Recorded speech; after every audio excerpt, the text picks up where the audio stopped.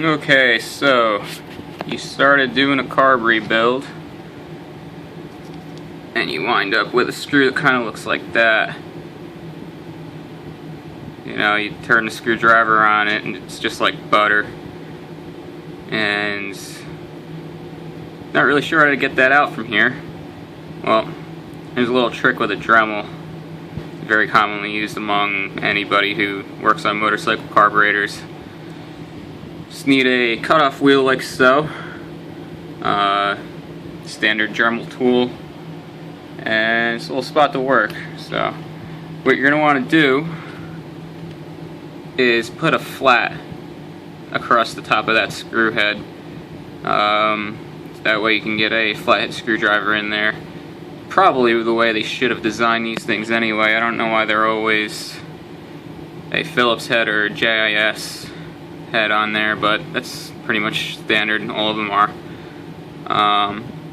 Once you're done, you get it out. Highly recommended you switch over to just your socket head cap screw like so. Can't go wrong. Hardly ever strip them out. This one's black oxide coated, just because what the hardware store had today. I'm kind of doing this job short notice, so I didn't have a chance to order stainless steel ones, but 3/16 stainless steel socket head cap screws are your best bet.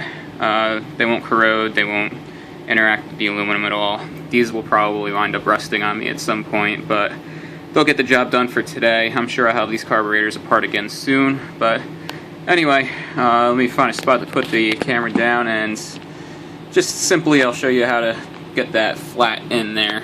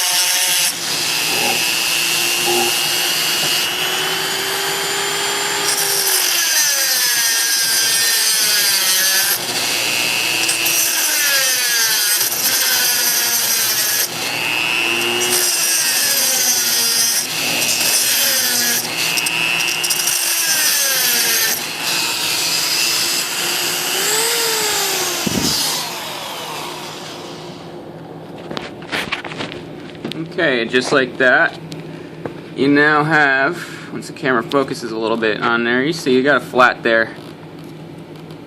So you get your flathead screwdriver in there. I like to use the high torque handled screwdrivers for this. Less likely to strip, you can get a little bit more.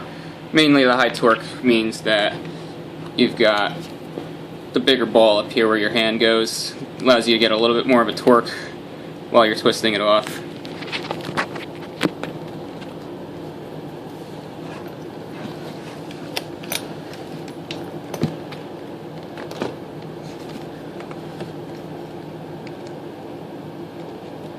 Key here is you want to push in as hard as you can while turning.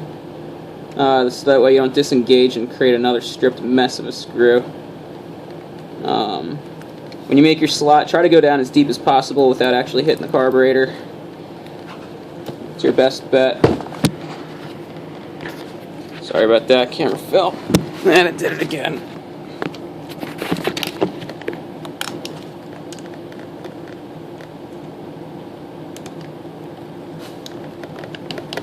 And like that.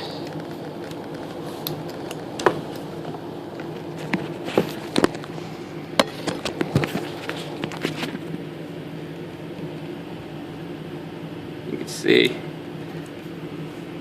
your screws now turning freely.